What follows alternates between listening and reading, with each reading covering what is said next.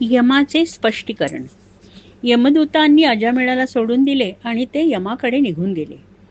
यमराजाला त्यांनी पृथ्वीवर घडलेली हकीकत सांगितली आणि नारायणांच्या सेवकांनी यमराज ह्यावर स्पष्टीकरण देतील असं सांगितलं.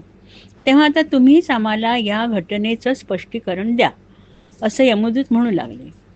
यमराजाने स्मितहास्य केले आणि ते म्हणाले, मनुष्याच्या आयुष्याबद्दल काय निर्णय घ्यायचे, त्याला कशी शिक्षा करायची, ह्याबद्दलचे सर्व अधिकार माझ्याकडे असले तरी माझ्यावर अधिकार गाजवणारा कुणीतरी आहे आणि मी त्यांचा अतिशय आदर करतो, त्यांची आज्ञा मानतो. ते दुसरे तिसरे कुणी नसून नारायणच आहेत. ज्याप्रमाणे एखादे वस्त्र उभ्या आडव्या धाग्यांनी विणलेले असते, त्याप्रमाणे हे सर्व विश्व नारायणांनी विणले आहे. त्यांच्याच सामर्थ्याने विश्वाची निर्मिती, प्रतिपाळ आणि विध्वंस होतो. आम्ही सर्व देवता जसे की इंद्र, वरुण, वायू, सूर्य, अग्नी, ब्रह्मदेव व अनेक देवता नारायणांची महती अजून पूर्णपणे समजू शकलो नाही. मनुष्याला 5 ज्ञानेंद्रियांची देणगी परमेश्वराने दिली आहे, ज्या योगे त्याला दृष्टी, गंध, स्पर्श, चव आणि ध्वनी ह्या गोष्टींचे ज्ञान होते. परंतु ह्या गोष्टींचे ज्ञान होण्यासाठी कारणीभूत असणारी अत्यंत महत्त्वाची गोष्ट परमेश्वराने दिली आहे, ती म्हणजे त्याचा आत्मा. परंतु मनुष्याची बुद्धी मायेच्या जाळ्यात एवढी गुरफटून जाते की त्याला ह्या आत्म्याचे अस्तित्व जाणवत नाही. जसे बैलाला त्याच्या नाकातून ओवलेल्या वेसणाने दिशा कळतात, तसेच मनुष्याला वेदांचे मार्गदर्शन होते. इंद्र, वरुण, वायू, सूर्य, ब्रह्म, अग्नी अजूनही भगवंताचा आणि त्यांच्या मायेचा वेध घेत आहेत. मनुष्याला त्याच्या इंद्रियांनी सगळ्या बाह्य गोष्टी कळतात, परंतु त्याच्या आतला द्रष्टा काही त्याला कळत नाही. तो मायेत इतका गुरफटलेला असतो की त्याला आत्म्याचा बोध होत नाही. फार थोड्या व्यक्तींना परमेश्वराची किमया समजली आहे आणि त्यामध्ये माझा समावेश आहे. माझ्याबरोबरच ब्रह्मदेव, नारद मुनी, ब्रह्मदेवांचे पुत्र सनत कुमार, कपिल, मनु, प्रल्हाद, जनक, बळी व व्यासपुत्र शुकदेव हे देखील आहेत. परमेश्वराच्या सतत नामस्मरणाने मनुष्य भक्ती मार्गाला लागतो आणि त्याच्याकडे पोचण्याचा तो सर्वात सोपा आणि उत्तम मार्ग आहे. नारायणांच्या एका नामोच्चाराने अजामिळाची माझ्यापासून सुटका झाली व त्याची सर्व पापे नष्ट झाली. सतत परमेश्वराचे नामस्मरण चिंतन केल्याने केवळ पापांचा नाश होत नाही, तर मुक्ती, मोक्षसुद्धा मिळतो. त्यांची त्यांच्या कर्मातून मुक्तता होते. जे सतत परमेश्वर चिंतनात मग्न असतात त्यांना ओळखणे सोपे असते. त्यांचे मन अतिशय शांत असते. त्यांना कुणी त्रास देऊ शकत नाही. परमेश्वराच्या नावाचे चिलखत सतत त्यांचे रक्षण करते. हे यमदूतांनो, अशा विभूतींच्या जवळपास सुद्धा तुम्ही जाऊ नका. परमेश्वराच्या नामस्मरणाचे इतके सामर्थ्य आहे की ते मोठी पापे नष्ट करू शकतात. मोठे तप, प्रायश्चित्त, व्रतवैकल्ये, उपवास हे करू शकणार नाही. एवढे सामर्थ्य अत्यंत भावभक्तीने घेतलेल्या परमेश्वराच्या नामस्मरणात आहे. तेव्हा परमेश्वराची मनापासून भक्ती करणाऱ्यांना तुम्ही शिक्षा देऊ नका. यमराजाचे स्पष्टीकरण ऐकून यमदूत तिथून निघून गेले. अजामिळाने यमदूत आणि नारायणांचे सेवक यांच्यातील सर्व संभाषण ऐकले होते आणि आपली मृत्यूच्या पाशातून सुटका झाल्यामुळे त्याने नारायणांच्या सेवकांच्या पायावर डोके ठेवले, परंतु ते तिथून अदृश्य झाले. अजामिळाला आपण पूर्वी केलेल्या पापांचा अतिशय पश्चाताप झाला. तो स्वतःशीच म्हणाला, मी माझ्या जन्मात अनेक पापे केली. माझ्या मातापित्यांना, माझ्या पत्नीला मी सोडून निघून गेलो, परंतु माझ्या पूर्वजन्मात मी काहीतरी पुण्याचे काम केले असणार, जेणेकरून ह्या जन्मात इतकी पापे करून सुद्धा मला नारायणांच्या सेवकाचे दर्शन झाले. त्यांनी माझे रक्षण केले. परमेश्वराच्या कृपेने मला दुसरा जन्म मिळाला आहे. तेव्हा सदाचारी, सद्वर्तनी होऊन ह्या जन्माचे सार्थक मी करेन. मी अज्ञातावर मात करण्याचा प्रयत्न करेन. मी मनाची शांतता मिळवण्याचा प्रयत्न करेन. मी सतत परमेश्वराचे नामस्मरण करीन आणि मुक्ती मिळवण्याचा प्रयत्न करेन. अजामिळाने सर्व संग परित्याग केला. तो नारायणांचा मोठा भक्त झाला. तो सर्व लागे बंधांपासून दूर गेला. गंगेच्या किनाऱ्यावर जाऊन त्याने नारायणांचे ध्यान करायला सुरुवात केली. त्याला परत यमदूत दिसले. ह्या वेळेस अत्यंत नम्रतेने त्याने त्यांचे स्वागत केले. त्याचा आत्मा त्याचे शरीर सोडून परमेश्वरात विलीन झाला आणि त्याचा निश्चेष्ट देह गंगा किनारी पडून राहिला. दक्षाचे वंशज. प्रचेतस बंधूंचा पुत्र दक्ष ह्याचा अस्किनी हिच्याशी विवाह झाला. त्यांनी 60 कन्यांना जन्म दिला आणि त्या 60 कन्यांमुळे त्या मन्वंतरातील प्रजेची उत्पत्ती झाली. त्यांचे विवाह खालीलप्रमाणे झाले. धर्म 10 कन्या, कश्यप 13 कन्या, चंद्र 27 कन्या, भूत 2 कन्या, अंगिरस 2 कन्या, कृषश्व 2 कन्या, तर्कश 4 कन्या. धर्माच्या 10 पत्नी मारुवती, वसु, जामी, लंबा, भानू, ऊर्जा, संकल्प, मुहूर्त, साध्य, विश्व. कश्यपाच्या 13 पत्नी आदिती, दिती, दानू, अरिष्ट, सुरसा, सुरभी, विनता, तम्रा, क्रोधवरा, इरा, कद्रू, विश्व, मुनी. चंद्राच्या 27 पत्नी म्हणजे नक्षत्रे अश्विनी, भरणी, कृत्तिका, रोहिणी, मृग, आर्द्रा, पुनर्वसु, पुष्य, आश्लेषा, मघा, पूर्व फाल्गुनी, उत्तरा फाल्गुनी, हस्त, चित्रा, स्वाती, विशाखा, अनुराधा, ज्येष्ठा, मूळ, पूर्वाषाढा, उत्तराषाढा, श्रवणा, धनिष्ठा, शताभिषा, पूर्व भाद्रपदा, उत्तर भाद्रपदा आणि रेवती. ह्या सर्वांपासून सृष्टीची निर्मिती झाली. वेगवेगळ्या कन्यांनी वेगवेगळ्या प्राणीमात्रांना जन्म दिला. त्यामुळे जलचर म्हणजेच प्राण्यातील प्राणी जसे मासे वगैरे, भूचर अनेक प्राणी जे जमिनीवर सरपटतात किंवा 4 पायांचे आणि 2 पायांचा मनुष्य प्राणी ह्यांची निर्मिती झाली व आकाशात उडणारे अनेक पक्षी व कीटक ह्यांचीही उत्पत्ती झाली. वेगवेगळ्या कन्यांनी अनेक देवदेवतांना आणि गंधर्वांना जन्म दिला. अशाच एका कन्येने कष्टाला जन्म दिला आणि विश्वरूप त्यांचा पुत्र होता. ज्या वेळेस देवांचे गुरु बृहस्पती यांनी देवांचे गुरुपद नाकारले तेव्हा इंद्रदेवांनी विश्वरूपास आपला गुरु होण्याची विनंती केली. यावेळेस परीक्षित राजाने विचारले, गुरु बृहस्पतींनी देवांच्या गुरुपदाचा त्याग का केला? देवांनी त्यांचा घोर अपमान केला असणार. त्याशिवाय बृहस्पती त्यांचे गुरुपद सोडणार नाहीत. मला त्याबद्दल फार उत्सुकता लागून राहिली आहे. तेव्हा मला ती कथा सांगा. शुकदेव हसून म्हणाले की ती फार मोठी कथा आहे, पण ती मी तुला सांगतो. वृत्रासुराचा जन्म. इंद्र स्वर्गाचा राजा असल्यामुळे अत्यंत अहंकारी झाला होता. एकदा त्याच्या दरबारात तो सचीबरोबर बसला होता. गंधर्व किन्नर त्याचे गोडवे संगीतामधून गात होते. अप्सरा त्याच्याबरोबर नृत्य करीत होत्या. 7 मरुत, 11 रुद्र, 12 आदित्य, अश्विनी कुमार आणि अनेक देव त्याचा आदर सत्कार करण्यासाठी हजर होते. सर्व दरबार वैभवाने उजळून गेला आणि अशावेळी देवांचे गुरु महान बृहस्पती दरबारात प्रवेश करते झाले. इंद्र अहंकाराने इतका उद्धट झाला होता की त्यांना पाहून सुद्धा तो आपल्या स्थानावरून उठला नाही आणि त्याने त्यांना वंदनही केले नाही. बृहस्पतींना हा अपमान सहन झाला नाही. इंद्राकडे एक दृष्टिक्षेप टाकून ते दरबारातून निघून गेले. बृहस्पती निघून गेल्यावर इंद्राला आपण केलेल्या उद्धटपणाच्या घोर परिणामांची जाणीव झाली. तो स्वतःलाच दोष देऊ लागला आणि म्हणू लागला, माझ्या उद्धटपणामुळे आणि अहंकारामुळे मी माझ्या कुलगुरूंचा अपमान केला. मला आत्ताच्या आत्ता त्यांच्याकडे जाऊन त्यांची क्षमा मागितली पाहिजे. असं म्हणून तो त्यांच्या घरी गेला. परंतु बृहस्पतींना इंद्र असं वागणार याची आधीच कल्पना आली असल्यामुळे ते स्वतः अदृश्य झाले होते. इंद्राला कुठेच त्यांचा पत्ता लागेना, तेव्हा तो हताश होऊन काय करावं ह्या विचारात पडला.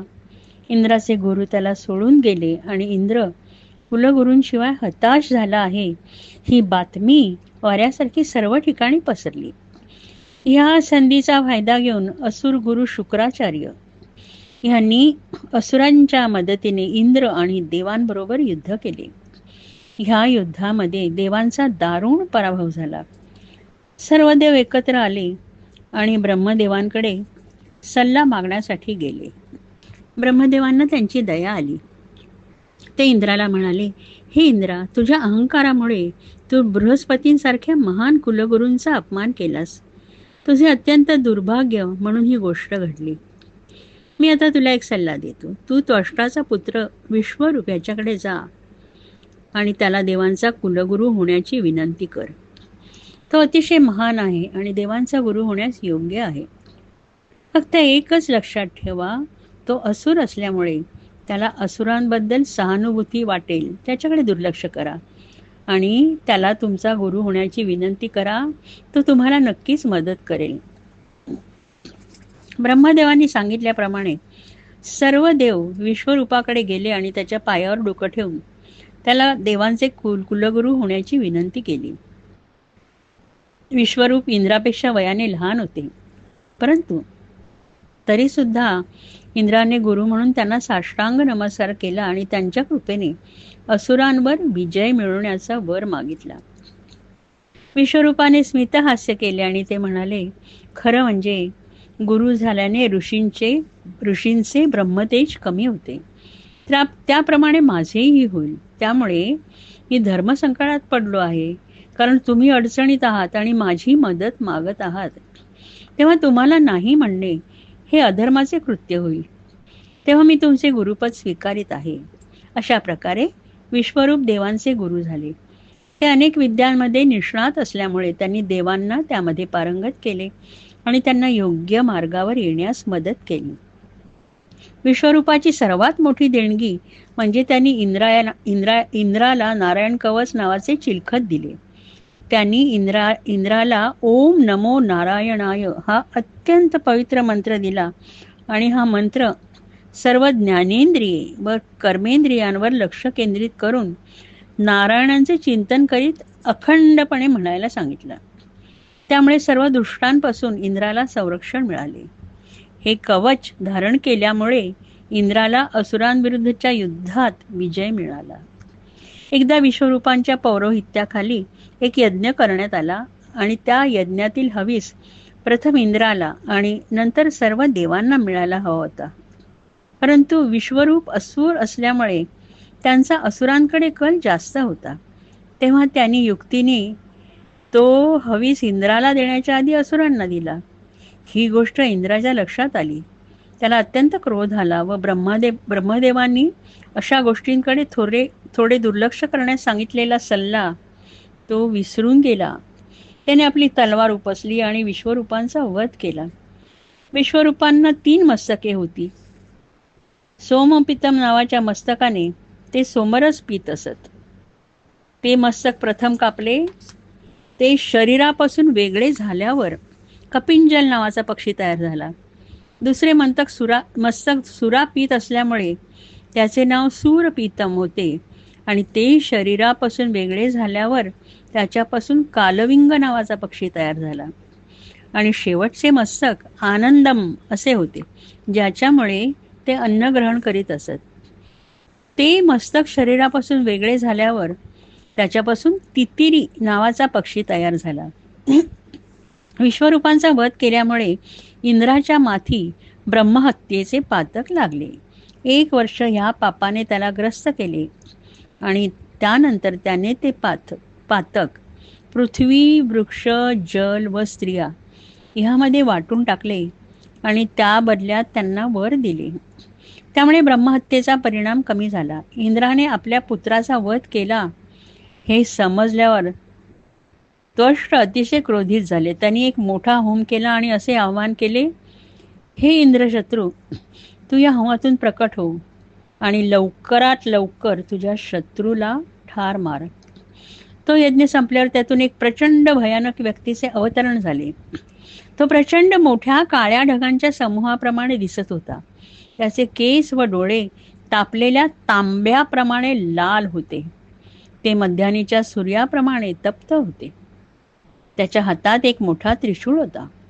त्याचे रूप आणि गर्जना ऐकून सर्वजण भयभीत झाले आणि पळून जाऊ लागले. त्याचे नाव वृत्र असे होते. इंद्राला वज्राची प्राप्ती. वृत्र सर्व असुरांना घेऊन देवांविरुद्ध युद्ध करण्यासाठी निघाला. तो इतका प्रबळ होता की देवांचा त्याच्यासमोर अजिबात निभाव लागेना. तो कशामुळेच पराजित होत नव्हता. देवांनी सोडलेली वेगवेगळी अस्त्रे त्याने गिळून टाकली. ती त्याच्या शरीरात जाऊन बसल्यामुळे तो तेजस्वी दिसू लागला. सर्व देव घाबरून त्याच्यापासून दूर पळू लागले व त्यांनी नारायण चरणी आश्रय घेतला. नारायणांना त्यांची दया आली. नारायण त्यांना म्हणाले, मी तुम्हाला एक मार्ग सांगतो. ज्या योगी तुम्ही वृत्रासुराचा नाश करू शकाल. तुम्ही महान ऋषी दधीची यांच्याकडे जा आणि त्यांची मदत घ्या. दधीची ऋषींनी अश्विनी कुमारांना ब्रह्मविद्या शिकवली आणि अश्विनी कुमारांनी त्यांना अमरत्वाचे वरदान दिले. दधीची ऋषींनी त्वष्टाला सर्व प्रकारच्या हल्ल्याचा प्रतिकार करणारे चिलखत दिले होते. ते त्यांनी त्यांचा पुत्र विश्वरूप ह्याला दिले आणि त्यानंतर विश्वरूपाने इंद्रा ते तुला दिले. दधीचीची हाडे अतिशय मजबूत आहेत. तुम्ही अश्विनी कुमारांना बरोबर घेऊन जाऊन दधीचीच्या शरीराची याचना करा व त्याने ते तुमच्यासाठी त्यजिल्यावर ती हाडे शिल्पकार विश्वकर्मा ह्याच्याकडे घेऊन जा व तो तुम्हाला त्या हाडांपासून वज्रायुध नावाचे भयानक शस्त्र करून देईल. माझ्या आशीर्वादाने आणि त्या शस्त्राच्या साहाय्याने इंद्रा, तू त्याचे मस्तक धडावेगळे करशील आणि त्याच्या मृत्यूनंतर तुझे सर्व वैभव आणि तुम्हा सर्वांची सर्व अस्त्रे तुमच्याकडे परत येतील. नारायणांच्या सल्ल्याप्रमाणे सर्व देव दधीची ऋषींकडे गेले. ते प्रथम शर्मेने मान खाली घालून त्यांच्यापुढे उभे राहिले आणि मग त्यांच्या पायावर डोकं ठेवून इंद्र म्हणाला, हे महर्षी, आम्ही तुमच्याकडे एक अनुग्रह घेऊन आलो आहोत. वृद्ध दधीची ऋषी स्मितहास्य करीत इंद्राचे बोलणे ऐकू लागले. इंद्र म्हणाला, आम्हाला तुमच्या शरीरातील हाडांची अत्यंत गरज आहे आणि त्याचे कारणही सांगितले. दधीची ऋषी म्हणाले, मृत्यू कोणालाच नको असतो तसा तो मलाही नको आहे. प्रत्यक्ष नारायणाने माझ्या शरीराची मागणी केली तरी माझ्या मनाची चलबिचल होईल. मला अश्विनी कुमारांनी अमरत्वाचे वरदान दिले आहे आणि तुमच्यासाठी मी ते वरदान का त्यागू? मला आता मरण्याची अजिबात इच्छा नाही आणि मी तुमच्यासाठी माझ्या शरीराचा त्याग करणार नाही. देवांनी परत दधीची ऋषींना विनंती केली. ते म्हणाले, हे महर्षी, तुम्ही अत्यंत प्रेमळ आणि दयाळू आहात. आमची विनंती अतिशय दुष्ट आहे, परंतु आम्ही अतिशय गांजलेले आहोत आणि म्हणूनच तुमच्याकडे ही कळकळीची मागणी करत आहोत. कृपया आमची मागणी स्वीकारा आणि आमचे रक्षण करा. दधीची ऋषी म्हणाले, तुम्ही मला धर्मसंकटात टाकलं आहे. संकटात असलेल्या तुम्हाला मी मदत केली नाही तर मला पाप लागेल. तेव्हा तुमच्यासाठी मी मरायला तयार आहे. कुठल्याही दयाळू माणसाला दुसऱ्याचे दुःख आपलेच वाटते. त्याप्रमाणे तुमचे दुःख मला माझे वाटत आहे आणि मी माझ्या शरीराचा त्याग करायला तयार आहे व नारायणांनी हा सल्ला तुम्हाला दिला आहे तेव्हा तो ऐकणे हे माझे पहिले कर्तव्य आहे. दधीची ऋषींनी आपले चित्त ब्रह्मांवर केंद्रित केले. ते समाधिस्थ झाले आणि त्यातच त्यांनी आपल्या शरीराचा त्याग केला. इंद्राने त्यांची शक्तिमान हाडे शिल्पकार विश्वकर्माला नेऊन दिली आणि विश्वकर्माने त्यापासून वज्र नावाचे भयानक शस्त्र निर्माण केले. इंद्र आणि वृत्रासूर यांच्यामधील युद्ध. आपल्या प्रसिद्ध ऐरावतावर बसून इंद्र वृत्रासुराशी युद्ध करण्यासाठी निघाला. त्याच्याबरोबर सर्व देवांची सेना होती. नर्मदा नदीच्या किनाऱ्यावर वृत्रासूर आपल्या सेनेसह उभा होता. ह्या दोघांमध्ये घनघोर युद्ध झाले. वृत्रासुराच्या सेनेत नमुची, शांभरा, हयग्रीव, पुलोमा, विश्वत्पर्या, हेती, प्रवेदी, माळी, सुभाष असे अनेक मोठे मोठे असुर होते. तर इंद्राच्या सेनेत 11 रुद्र, 8 वसु, 12 आदित्य, 2 अश्विनी कुमार, 4 पित्री, 49 अग्नी, 49 मरुत, 10 विश्वदेवा व असे अनेक देव होते. हे युद्ध भयानक होते. असुरांच्या अस्त्रांचा देवांवर परिणाम होत नव्हता. देव युद्धात वरचढ होऊ लागले ते पाहून बरेचसे असुर लढाईतून माघार घेत रणांगणातून पळून जाऊ लागले. ते सर्व पाहून वृत्रासुराला खूप राग आला. तो जोरजोराने आपल्या सेनेला म्हणू लागला, हे सैनिकांनो, मृत्यू अटळ आहे. प्रत्येक जन्माला आलेल्याला मृत्यू येणारच. मृत्यू वेगवेगळ्या प्रकारांनी येतो, पण तो अटळ आहे. तेव्हा रणांगणातून पळून जाण्यापेक्षा मृत्यूला सामोरे जा. रणांगणावर युद्ध करताना येणारा मृत्यू पुण्य देतो. असा मृत्यू येणे मोठे भाग्याचे आहे आणि असे भाग्य प्रत्येकाच्या नशिबात नसते. त्यामुळे अशा तऱ्हेने पळून न जाता युद्ध करत राहा. परंतु असुर ह्याचे हे तत्वज्ञान ऐकण्याच्या मनस्थितीत नव्हते. त्यानंतर वृत्रासुराने आपली दृष्टी देवांकडे वळवली आणि तो देवांना उद्देशून म्हणाला, हे देवांनो, त्या गरीब बिचारा पळून जाणाऱ्या असुरांशी युद्ध करण्यात काय शौर्य आहे? तुमच्या हिम्मत असेल तर माझ्याबरोबर युद्ध करा. असं म्हणून वृत्रासुराने प्रचंड मोठी गर्जना केली. त्या गर्जनेने देवांच्या मनात भीती निर्माण झाली. वृत्रासुराने आपला त्रिशूळ वर उचलला आणि तो देवांच्या सेनेवर धावून गेला. त्याने एकट्याने देवसेनेचा नाश करण्यास सुरुवात केली. इंद्राने मोठी गदा उचलली आणि ती वृत्रासुरावर फेकली. ती त्याने डाव्या हाताने झेलली आणि फिरवून ऐरावताच्या दिशेने फेकली. ऐरावत घाबरून थोडा मागे आला, परंतु तो त्या गदेने जखमी झाला.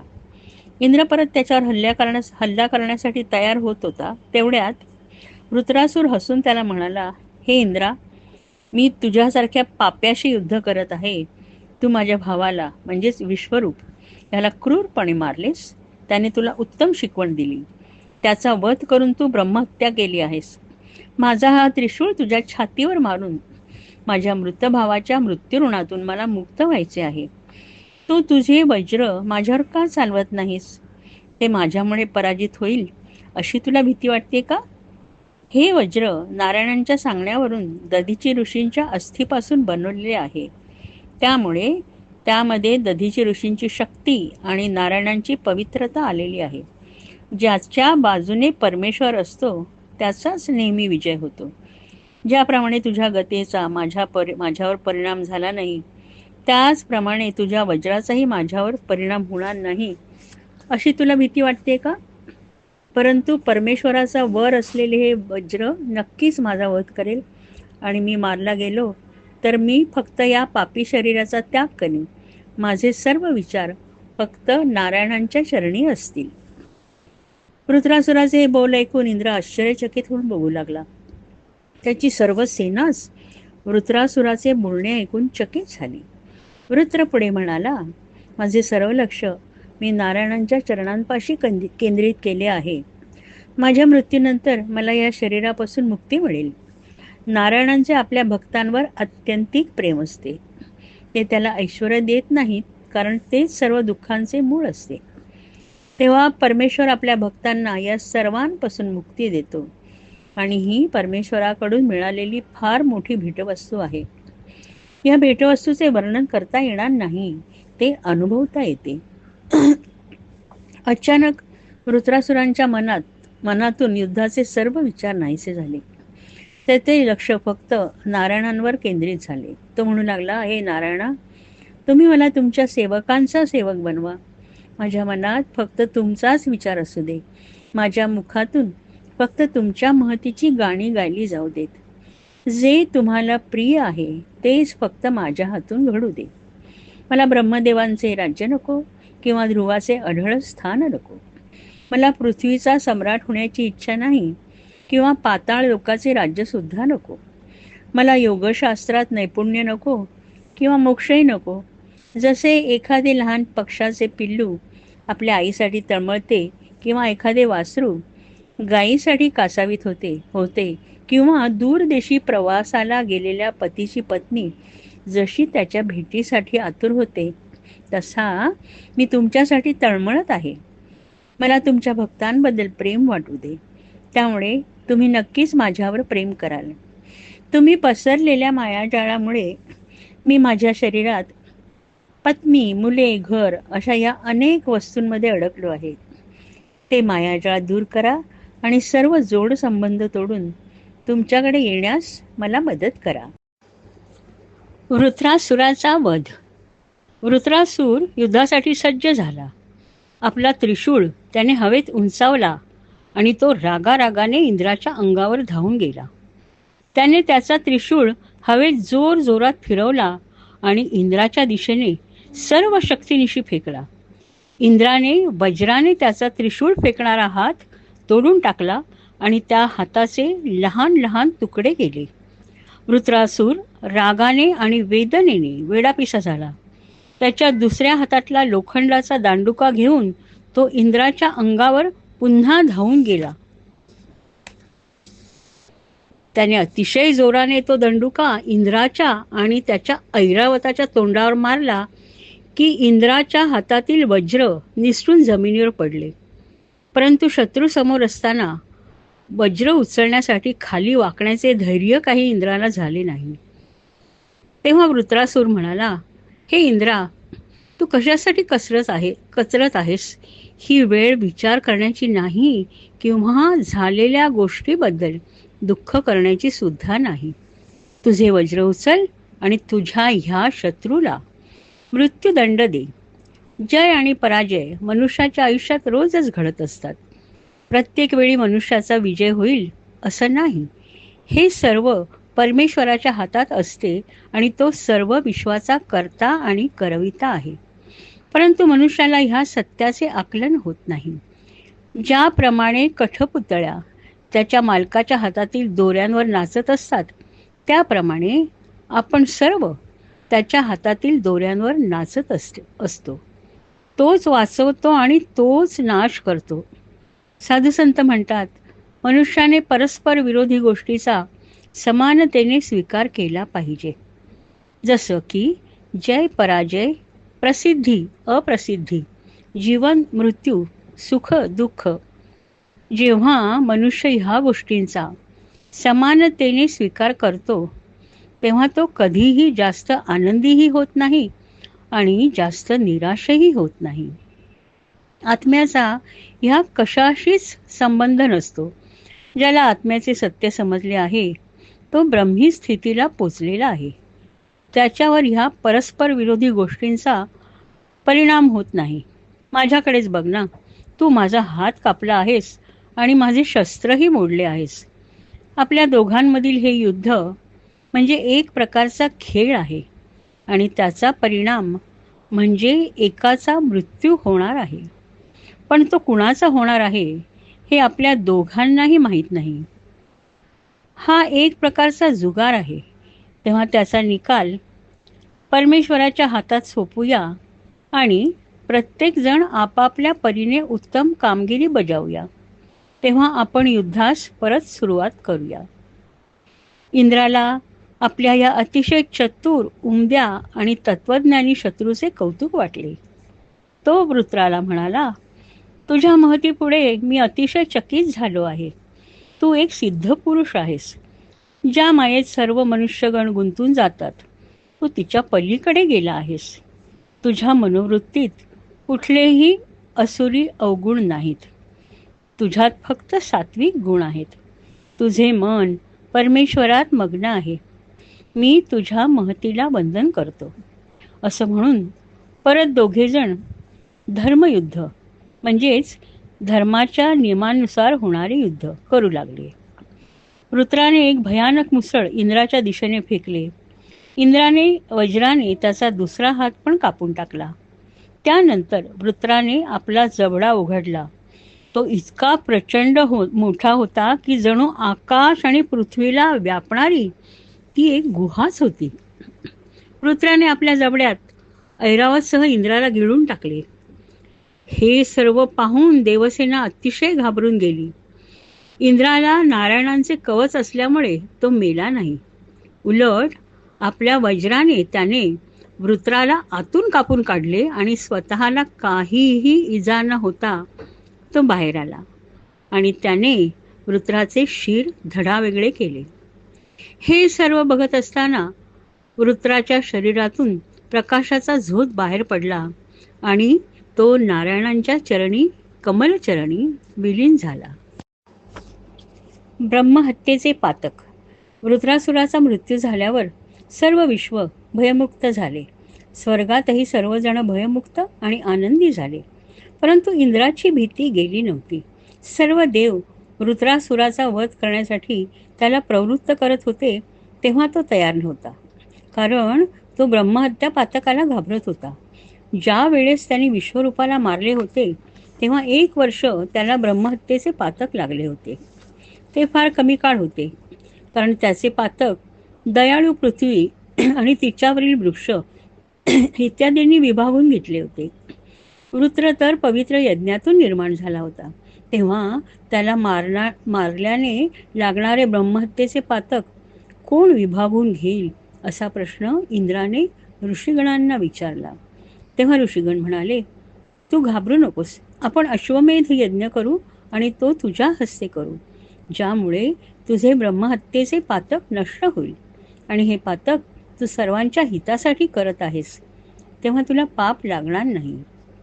अशा प्रकारे ऋषींनी विश्वास दिल्यामुळे इंद्राने वृत्रासुराचा वध केला होता. परंतु तरी ब्रह्महत्येचे पातक त्याला सतत ग्रस्त करत होते. तो पृथ्वीवर सर्वत्र फिरला आणि शेवटी त्याने मानस सरोवराचा आश्रय घेतला. तिथे असलेल्या कमळाच्या देठात तो 1000 वर्षे राहिला. मानसरोवर याचे संरक्षण माता लक्ष्मी करत होती. कमळाच्या देठात राहत असताना तो आपले हे पाप कसे नष्ट होईल याचा सतत विचार करत होता आणि तपाशिवाय दुसरा कुठलाच उपाय त्याला दिसत नव्हता. त्यानंतर त्याने 1000 वर्षे तप केले आणि मग त्याचे पातक नष्ट झाले. ब्रह्मदेवांनी त्याला स्वर्गात बोलून घेतले आणि नंतर त्याने अश्वमेध यज्ञ केला. इंद्राच्या गैरहजेरीत नहुष राजाला स्वर्गात देवांनी इंद्राचा प्रातिनिधिक म्हणून नेमले होते. राजा चित्रकेतू. परीक्षित राजाने शुकदेवांना विचारले, ज्याचा जन्म अश्रू कुळात झाला होता अशा वृत्रासुराला नारायणांच्या कमलचरणी विलीन कसे होता आले? तो तर अत्यंत दुष्ट होता. देवांबरोबरच्या युद्धात त्याने दुष्टपणे खूप गुन्हे केले होते. तोच वृत्र नारायणांबद्दल इतके प्रशंसेचे उद्गार कसे काढू शकतो, जो एक नारायणांचा भक्तच काढू शकेल? अनेक सात्विक वृत्तीच्या ऋषींमध्येही नारायणांची इतकी भक्ती दिसत नाही जी वृत्रामध्ये दिसून येते. विश्वामध्ये असंख्य जीव आहेत, त्यातले फार थोडे धर्माच्या मार्गाने जातात. मोक्ष हेच आपले अंतिम ध्येय आहे असा विचार करतात. परंतु त्यामधील काहीच जीवांना विश्वाच्या मायेतून बाहेर पडता येते आणि अशा कोट्यावधी आत्म्यांपैकी एखादाच नारायणांच्या चरणी विलीन होऊ शकतो. असं असताना वृत्रासुरासारखा दुष्ट असुर नारायणांचा भक्त कसा होऊ शकतो आणि तो नारायणांच्या चरणी विलीन कसा होऊ शकतो, ह्या अजब कोड्यावर तुम्ही प्रकाश टाका. शुकदेव परीक्षिताच्या या समर्पक प्रश्नावर आनंदी झाले आणि म्हणाले, हे राजा, तुझा प्रश्न एकदम योग्य आहे. ही एक फार मोठी कथा आहे. वृत्राच्या अंगी आध्यात्मिक परिपूर्णता कशी होती त्याची कथा तुला सांगतो. सूरसेन नावाच्या देशामध्ये चित्रकेतू नावाचा राजा राज्य करीत होता. तो अतिशय प्रामाणिक आणि सदाचरणी राजा होता. तो आपल्या प्रजेची योग्य रीतीने काळजी घेत असे. त्याला अनेक सुंदर राण्या होत्या, परंतु त्याच्या नशिबात पुत्रसुख नव्हते. एकदा अंगिरस ऋषी पृथ्वीवर फिरत असताना त्याच्या राज्यात आले. राजाने अत्यंत विनम्रपणे त्यांचे स्वागत केले आणि त्यांचा यथायोग्य सत्कार केला. त्याच्या विनयशील वागणुकीवर अंगिरस ऋषी प्रसन्न झाले. ते राजाला म्हणाले, तू अतिशय उत्तम राजा आहेस. मोठ्यांचा आदर कसा करावा याची तुला उत्तम जाण आहे. मनुष्याला हव्या असलेल्या सर्व गोष्टी तुला परमेश्वराने दिल्या आहेत, तरी तुझ्या चेहऱ्यावर कुठेतरी मला दुःखाची छटा दिसत आहे. याचे कारण काय आहे? चित्रकेतू म्हणाला, हे महान ऋषी, तुमच्या महतीमुळे माझ्या दुःखाचा तुम्ही अंदाज करू शकत असाल, तरी सुद्धा मी तुम्हाला सांगतो की जरी परमेश्वराने मला जगातील सर्व सुखे दिली असली, तरी मी पिता होण्याचे सुख माझ्या नशिबात नाही. तुम्ही माझ्यावर दया करा आणि मला पुत्रसुख मिळवण्यासाठी मदत करा. अंगिरस ऋषींना राजाची दया आली. त्यांनी एक दैवी प्रसाद तयार केला आणि त्याच्या पहिल्या पत्नीला खायला देण्यास सांगितले. राजाने आपल्या पहिल्या पत्नीला पाचारण केले. दोघांनी शुचिर्भूत होऊन ऋषींना वंदन केले. ऋषींच्या सांगण्याप्रमाणे राजाने जो प्रसाद आपल्या राणीला दिला होता, तिने तो ग्रहण केल्यावर अंगिरस ऋषी निघून गेले. त्यानंतर काही काळाने राजास पुत्ररत्न झाले. सगळी नगरी आनंदात मग्न झाली. सर्वांनी मोठा आनंदोत्सव साजरा केला. राजपुत्राचा मृत्यू. राजपुत्राच्या आगमनाने राजा अतिशय आनंदी झाला. त्याला त्या बाळाचा इतका लळा लागला की आपला बहुतांश वेळ तो आपल्या पुत्राबरोबर घालवू लागला. अर्थात त्या पुत्राची आई त्याची सर्वात आवडती राणी झाली. ह्या त्याच्या वागणुकीमुळे इतर राण्या अतिशय दुःखी झाल्या. पूर्वी जसा राजा त्यांच्या समवेत वेळ घालवत असे, तसा तो त्यांच्याकडे येईनासा झाला. ह्या सर्व प्रकारामुळे ह्या राण्यांमध्ये असूया निर्माण झाली. फक्त एकाच राणीला मातृत्वाचे वरदान प्राप्त झाले आणि त्यामुळे त्या राणीबद्दल त्यांच्या मनात मोठा मत्सर निर्माण झाला आणि तो इतक्या थराला गेला की त्यांची सारासार बुद्धी नष्ट झाली आणि दारुण निराशेने त्या राण्यांनी राजपुत्रावर विषप्रयोग केला. राजपुत्राची आई आपल्या झोपलेल्या बाळाला दासीवर सोपून बाहेर गेली. काही वेळाने तिच्या लक्षात आले की बाळ फार वेळ झोपलंय, म्हणून तिने दासीला बाळाला घेऊन यायला सांगितलं. दासी बाळाला बघायला गेली तेव्हा तिच्या लक्षात आले की बाळ मृत पावलेले आहे. तिने एक हृदयभेदक किंकाळी फोडली. ती ऐकून राणी तिथे धावत आली आणि आपल्या मृत बाळाला बघून तिथेच बेशुद्ध झाली. राजा देखील लगेच राणीच्या महालात आला आणि आपल्या मृत पुत्राला बघून वेडापिसा झाला. एका क्षणात राजपुत्र मृत झाला ही बातमी वाऱ्यासारखी सर्व नगरात पसरली. सर्व राजवाडा आणि सर्व नगर शोकसागरात बुडून गेले. तेव्हाच तिथे ज्यांनी पुत्र होण्याचा वर दिला होता ते अंगिरस ऋषी आणि त्यांच्याबरोबर नारद मुनी आले. ते अत्यंत दुःखी राजाला त्यांनी शहाणपणाचे बोल ऐकवले. ते म्हणाले, हे राजन, तू अत्यंत दुःखी आहेस, आम्हाला माहीत आहे, परंतु शांतपणे आणि शहाणपणाने विचार केल्यानंतर तुझ्या लक्षात येईल की दुःख करणे व्यर्थ आहे. तुला असं वाटतंय की तू ह्या पुत्राचा पिता आहेस, परंतु तुझ्या मागील जन्मात किंवा त्याच्या मागील जन्मात तुमचा एकमेकांशी काय संबंध होता, किंवा पुढील जन्मात तो तुझा पुत्र नसेल. कदाचित तुझा मित्र, शत्रू किंवा तुझा आणि त्याचा काहीही संबंध येणार नाही. हे नाते अतिशय संदिग्ध आहे. जेव्हा एखादी नदी जोरात वाहत असते तेव्हा तिच्याबरोबर अनेक वाळूचे कण वाहत असतात. ते काही काळ एकमेकांबरोबर असतात आणि नंतर वेगळे होतात, कधीच एकमेकांना भेटत नाही. ही नदी म्हणजे जणू काळ आहे. तू आणि तुझ्या पुत्राने काही वेळ एकत्र प्रवास केलात आणि आता दोघे वेगळे झालात.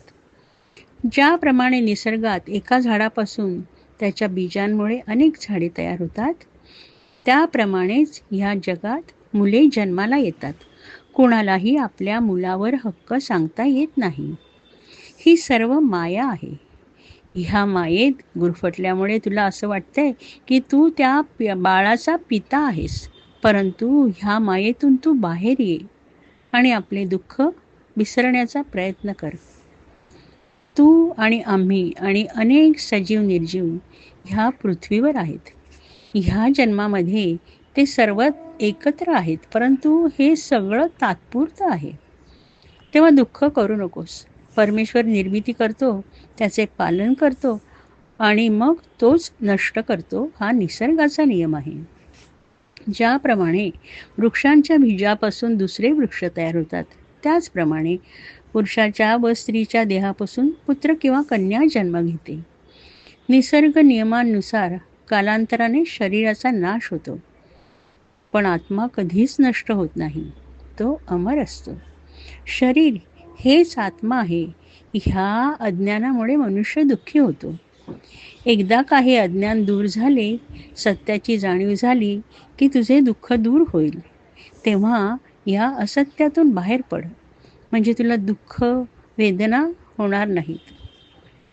चित्रकेतूने हे सर्व ऐकून घेतले आणि आपले अश्रू पुसत तो म्हणाला, तुम्ही कोण आहात जे मला दिलासा देणारे शब्द बोलत आहात?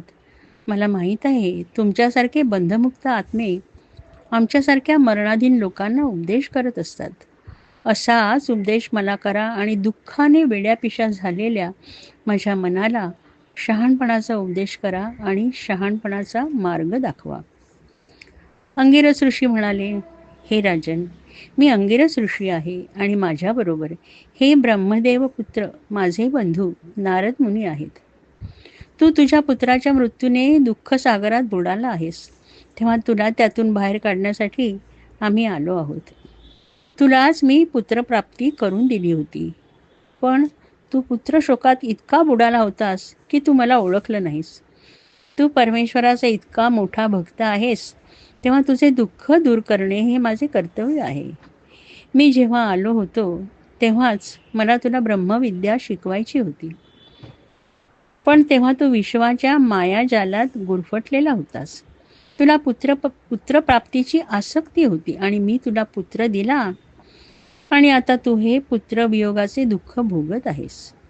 हे राजा, पत्नी, मुले, श्रीमंती, घर, वैभव, नोकर चाकर, मित्रमैत्रिणी, नातेवाईक, ही सर्व दुःखांची आणि वेदनांची कारणे आहेत.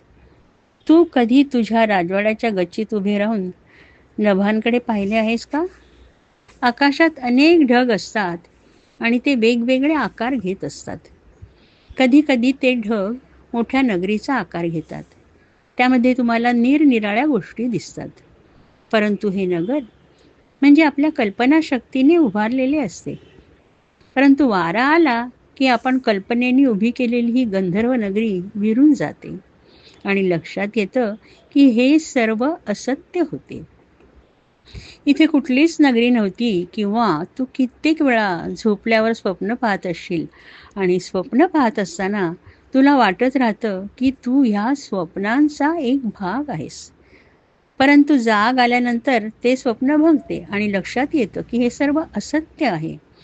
त्याचप्रमाणे हे राज्य, पत्नी, तुझा मृत पावलेला पुत्र, हे सर्व स्वप्नातील गोष्टींप्रमाणे आहेत. ज्याप्रमाणे स्वप्नातून जागे झाल्यावर ते सर्व असत्य असल्याची जाणीव होते, त्याचप्रमाणे तुम्हाला जेव्हा खऱ्या खुऱ्या सत्याची जाणीव होते, तिला ब्रह्मी स्थिती असे म्हणतात.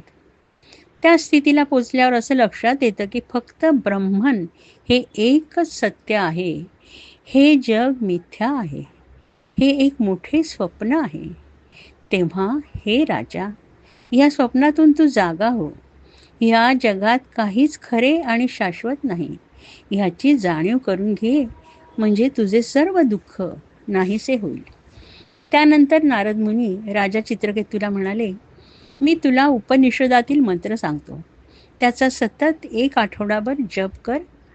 मग त्यानंतर तुला परमेश्वराचा अवतार आदिशेष दिसेल आणि तुझी ही द्विधा मनस्थिती जाऊन तू बंधमुक्त होशील. त्यानंतर स्वतःच्या योगिक शक्तीच्या बळावर नारद मुनींनी त्या सर्वांना मृत राजपुत्राचे दर्शन दिले. ते त्या राजपुत्राच्या आत्म्याशी संभाषण करू लागले. ते म्हणाले, तू राजपुत्राचा आत्मा आहेस आणि मी तुला वंदन करतो. इथे उपस्थित असलेले सर्वजण तुझे जवळचे नातेवाईक आहेत आणि तुझ्या मृत्यूने ते अतिशय दुःखी आहेत. तेव्हा तू तुझ्या शरीरात परत प्रवेश कर. तुझे पिता तुला त्यांचे राज्य आणि सर्व धनदौलत देण्यासाठी अत्यंत उत्सुक आहेत. तेव्हा त्यांना तो आनंद तू दे. तेव्हा तो दैवी आत्मा म्हणाला, प्रत्येकाच्या कर्माप्रमाणे त्याला ह्या जगामध्ये मनुष्याचा, पक्षाचा किंवा प्राण्याचा जन्म मिळतो. त्यामुळे या जगात असलेल्या प्रत्येक जणाला कुणीतरी माता-पिता, नातेवाईक, मित्र, शत्रू असतातच. ज्याप्रमाणे सोने एका माणसाकडून दुसऱ्या माणसाला विकले जाते, परत दुसऱ्याकडून तिसऱ्याला विकले जाते, त्याप्रमाणे आत्मा एका शरीरातून दुसऱ्या शरीरात प्रवेश करत असतो. सोने शाश्वत असते, परंतु घेणारा वेगळा असतो. त्याचप्रमाणे आत्मा शाश्वत असतो, परंतु त्याला मिळणारे शरीर अशाश्वत असते. मनुष्याचे मन मायाजालात गुरफटले जाते आणि त्यामुळे माझे, मी ही भावना त्याच्या मनात निर्माण होते आणि त्यामुळेच दुःख, वेदना, प्रेम ह्या भावना निर्माण होतात. सोन्याची लगड एखाद्या पेटीत ठेवली की पेटी ती आज एखाद्या सोनाराची असेल, उद्या ती लगड दुसऱ्या मनुष्याकडे गेली की ती वेगळ्या पेटीत ठेवली जाईल. काही वर्षांनी तीच लगड एखाद्या राजाच्या नक्षीकाम केलेल्या महाग पेटीत ठेवली जाईल.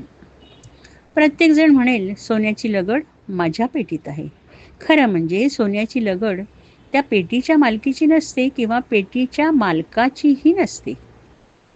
एका पेटीतून दुसऱ्या पेटीत गेल्यावर किंवा एका मालकाकडून दुसऱ्याकडे गेल्यावर त्या सोन्याच्या लगडीला आनंदही होत नाही आणि दुःखही होत नाही. त्याचप्रमाणे आत्म्याचे आहे, त्याला लागेबांधे नसतात, त्यामुळे त्याला कशाचेच सुखदुःख नसते. त्यामुळे ज्या शरीरात तो राहत असतो ते शरीर त्यागल्यावर त्याला दुःख होत नाही. असं सांगून त्या मृत राजपुत्राचा आत्मा अदृश्य झाला. तिथे जमलेले सर्व नातेवाईक, मित्र ह्या अद्भुत प्रकाराने आश्चर्यचकित झाले आणि त्यांचे दुःख कमी होऊन ते स्वतःला दिलासा देऊ लागले. त्यांचे दुःख कमी झाले आणि त्यांनी रीतिरिवाजानुसार राजपुत्राच्या शवाचे विधिपूर्वक अंत्यसंस्कार केले. ज्या सावत्र आयांनी त्या राजपुत्राला मारले होते त्यांना अत्यंत पश्चाताप झाला आणि त्यांनी आपले पाप धुवून काढण्यासाठी व्रत वैकल्य करण्यास सुरुवात केली. अंगिरस ऋषींच्या या उपदेशाने चित्रकेतू राजाचे सर्व गैरसमज दूर होऊन त्याचे मन अतिशय शांत झाले आणि एखादा हत्ती ज्याप्रमाणे चिखलाने भरलेला तलाव सोडून निघून जातो त्याप्रमाणे आपला देश सोडून तो निघून गेला. ब्रह्मविद्या. राजा चित्रकेतू यमुना नदीच्या किनाऱ्यावर पोहोचला. यमुना नदीच्या पवित्र जलात स्नान करून तो ध्यान करायला बसला. मनात त्याने नारद मुनी आणि अंगिरस ऋषी दोघांचेही स्मरण केले. त्यांना मनातल्या मनात वंदन केले आणि मदतीची याचना केली. दोघेही ऋषी त्याच्यापुढे प्रगट झाले. चित्रकेतूला सांगितल्याप्रमाणे आदिशेषाला प्रसन्न करण्याचा मंत्र त्यांनी राजाला दिला आणि त्याला वर देऊन दोघेही निघून गेले. चित्रकेतूने सतत 7 दिवस आणि 7 रात्री त्या मंत्राचा जप केला. या काळात तो फक्त जलप्रक्षालन करत होता. 7व्या दिवशी त्याला साक्षात्कार झाला. त्याचे मन एकदम पवित्र आणि प्रकाशमय झाले. काही दिवसातच त्याला विष्णूंचा अवतार असलेल्या आदिशेषाचे दर्शन झाले. ते प्रसन्न होऊन चित्रकेतूला म्हणाले, मी तुला ब्रह्मविद्या शिकवेन ज्यामुळे तुझे मन पवित्र होईल आणि तू ह्या मायाजालातून कायमचा मुक्त होशील. आदिशेषांनी सांगण्यास सुरुवात केली. ते म्हणाले, ह्या सर्व विश्वामध्ये मी व्यापून राहिलेलो आहे. मीच बघणारा आहे, मीच देखावा आहे आणि बघण्याची क्रिया पण माझ्यामुळेच होते. मीच द्रष्टा आहे आणि मीच दृश्य आहे. दोघांमध्ये काहीही फरक नाही. एकीकडे डोळ्यांना दिसणाऱ्या अनेक वस्तू आहेत आणि दुसरीकडे त्यांना बघणारे अनेक आहेत. ह्या दोन्हीमध्ये मीच आहे, कारण मी सर्व विश्वात व्यापून राहिलो आहे. मी तुला स्वप्न आणि स्वप्न बघणारा ह्याचे उदाहरण देऊन ह्या कल्पनेचा विस्तार करून सांगतो. मनुष्य निद्रा घेत असताना त्याला स्वप्न पडते. तो स्वप्नात झाडे, नद्या, पर्वत अशा अनेक गोष्टी बघतो आणि ही स्वप्ननगरी त्याने त्याच्या मनाने बनवलेली असते आणि त्याच्याशिवाय ती दुसऱ्या कुणालाच दिसू शकत नाही. स्वप्न पाहत असताना मनुष्य स्वतः त्या स्वप्नात जागेपणाने वावरत असतो. तो एका नगरीत झोपला असेल तरी स्वप्नात तो दुसऱ्या कुठल्याही नगरीत असू शकतो. हे सर्व अनुभव येतानाच आता मी ह्या उदाहरणाद्वारे तुला ब्रह्मविद्या शिकवतो. तू जेव्हा स्वप्नातून जागा होतोस तेव्हा तुझ्या लक्षात येतं की ते सर्व स्वप्न होते, म्हणजेच असत्य होते. त्याचप्रमाणे तुझ्यातील आत्मा, जो माझ्या परमात्म्याचा अंश आहे, त्याच्यावरील मायेचे आवरण नष्ट झाले की त्याला आपल्या खऱ्या अस्तित्वाची जाणीव होते व विश्व हे माया आहे आणि एक ब्रह्मन हे एकच सत्य आहे याचे ज्ञान होते. मनुष्य 3 अवस्थेतून जातो. जागृत अवस्था, निद्रा अवस्था ज्यामध्ये तो स्वप्न बघतो, आणि गाढ निद्रावस्था म्हणजेच सुषुप्ती. ह्या 3ही अवस्था मनुष्याच्या आयुष्यात रोज येत असतात. जेव्हा तो जागृतावस्थेत असतो तेव्हा तो स्वप्न बघत नाही.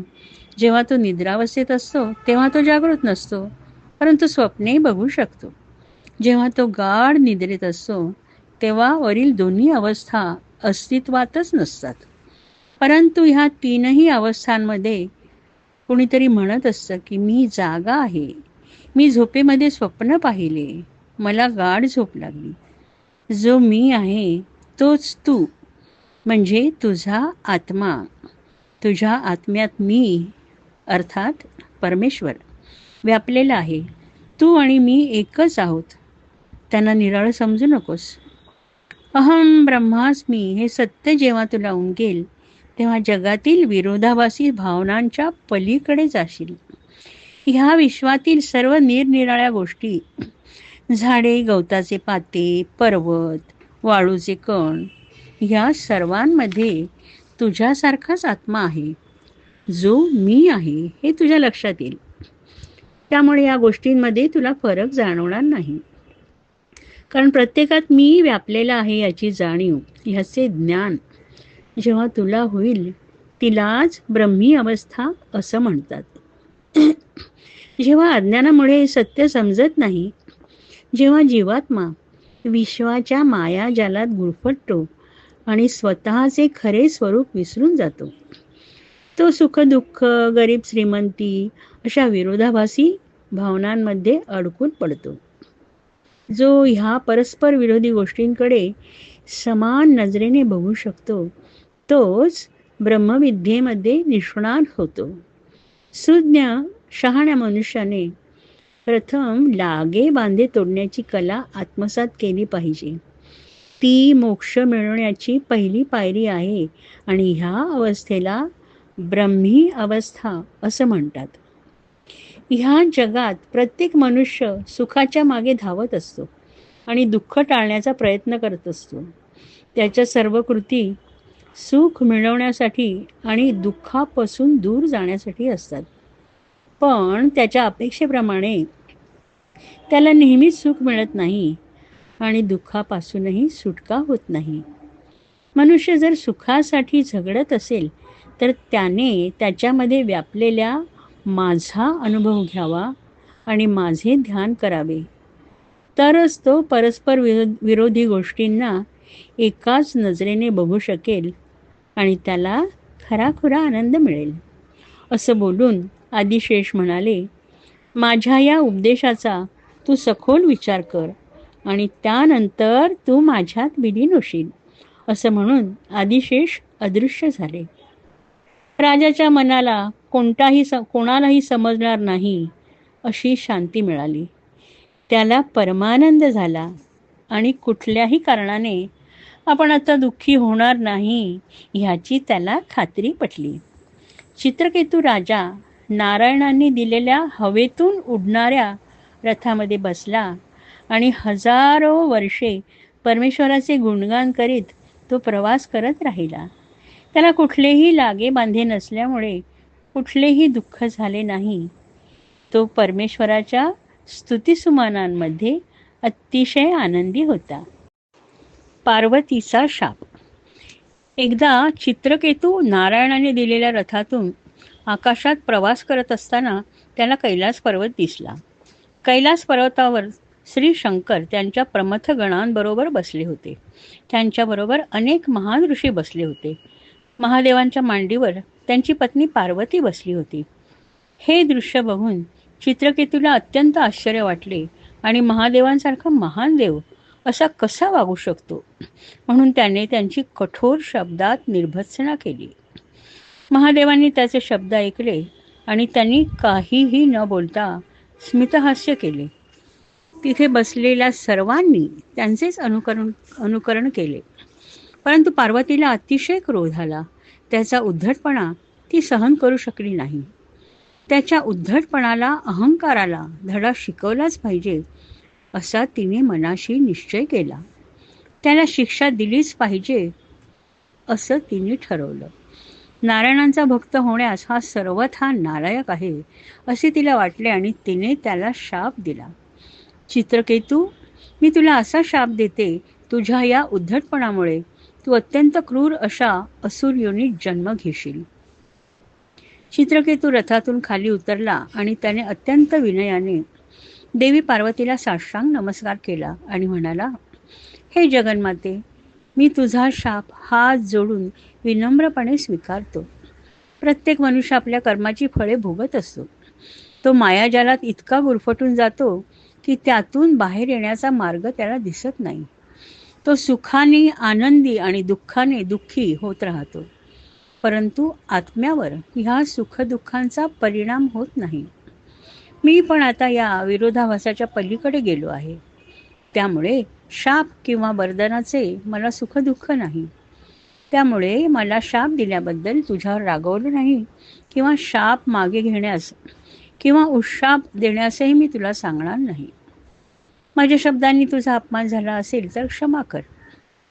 असं म्हणून त्या दोन्ही विभूतींना वंदन करून चित्रकेतू निघून गेला. त्याच्या चेहऱ्यावरती स्मितहास्य होते. महादेव हे सर्व शांतपणे बघत होते. ते पार्वतीला म्हणाले, नारायणांचे भक्त किती महान असतात ह्याचा तुला प्रत्यय आला ना. त्यांच्यावर कशाचाच परिणाम होत नाही.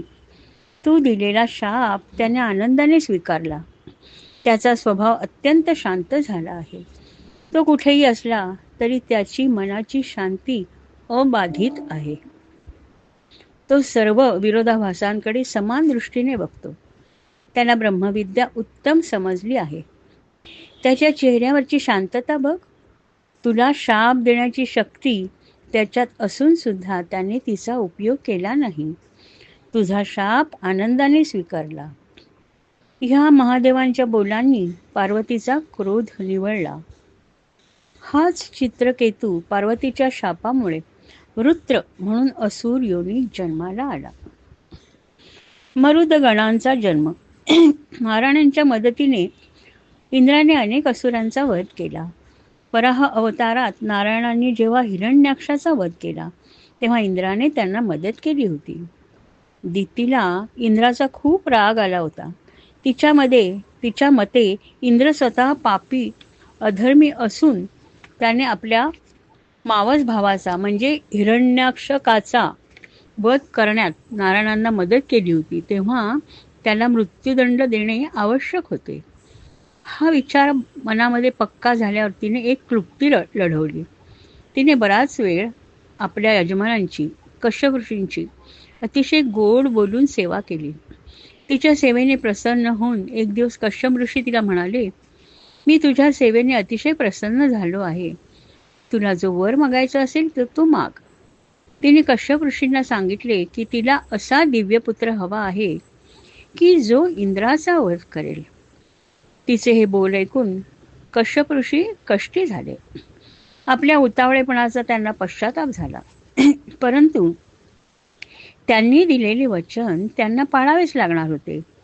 कश्यप ऋषींनी आपल्या पत्नीला दितीला सांगितले, मी तुला पुंस वन नावाचे व्रत सांगतो. हे व्रत अत्यंत कठीण आहे.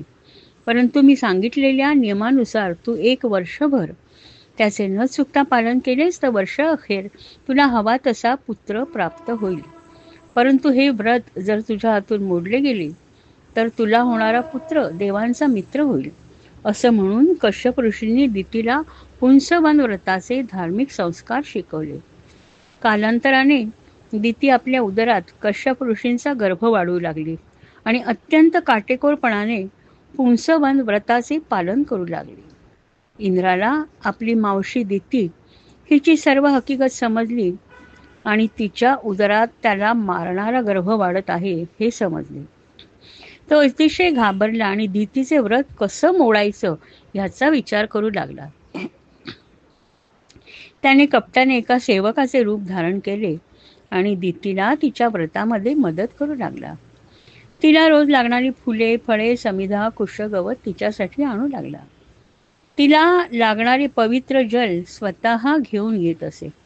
ह्यामागे त्याचा एकच उद्देश होता की कधीतरी ती व्रताच्या नियमात चूक करेल आणि त्या संधीचा फायदा त्याला घेता येईल.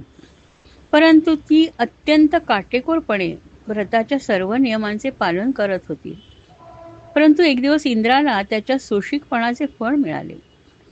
दितीचे दिवस भरत आले होते आणि त्यामध्ये व्रताचे कडक नियम पाळताना ती अतिशय थकून गेली होती.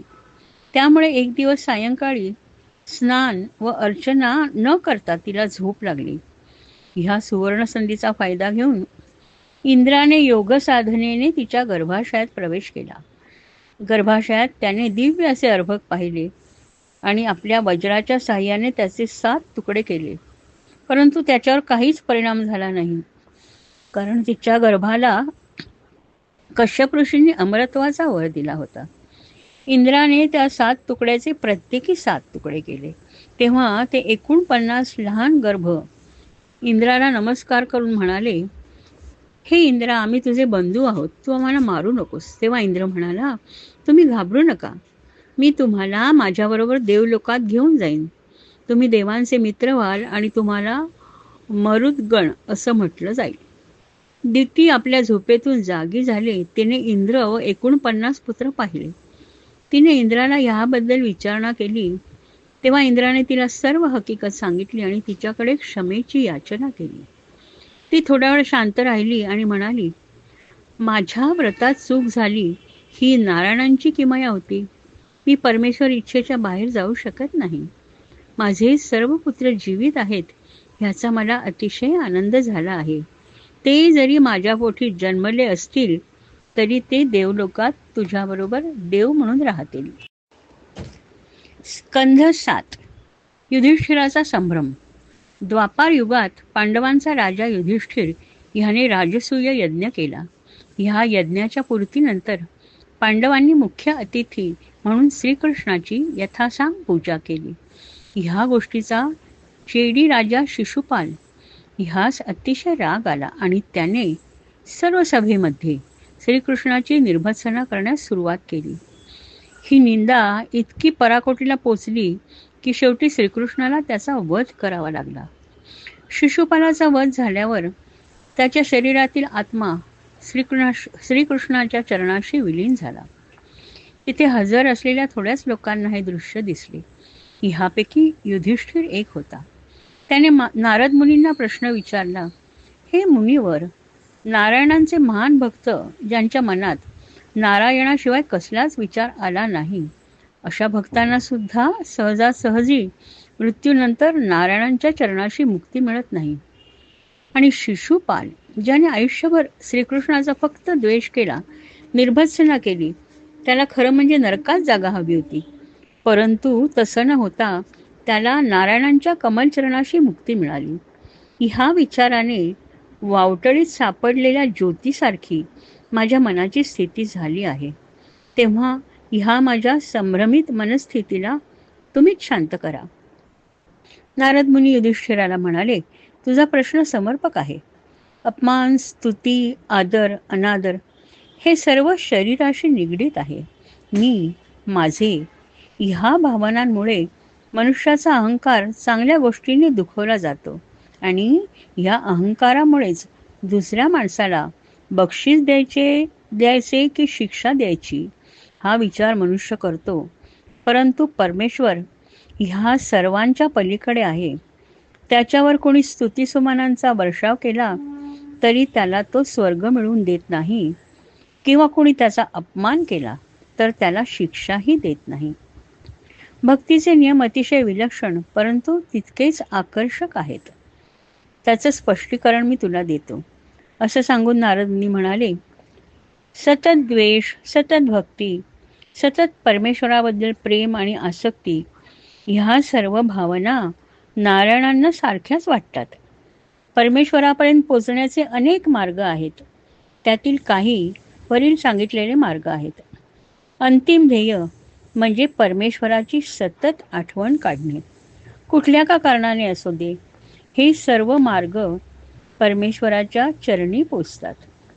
सतत भक्ती करून परमेश्वर सतत त्यांच्या मनात राहतो. उदाहरणार्थ प्रल्हाद, ध्रुव असे अनेक भक्त आहेत, परंतु सतत द्वेष करून सुद्धा परमेश्वर तुमच्या मनात राहतो. उदाहरणार्थ शिशुपाल गोपींना श्रीकृष्णाबद्दल अत्यंतिक प्रेम होते, त्यामुळे त्या सतत श्रीकृष्णाचे चिंतन करीत असत. तर कंसाला श्रीकृष्णाबद्दल अत्यंतिक भय होते. ह्या भयाच्या पोटी तो श्रीकृष्णाचा सतत विचार करत असे.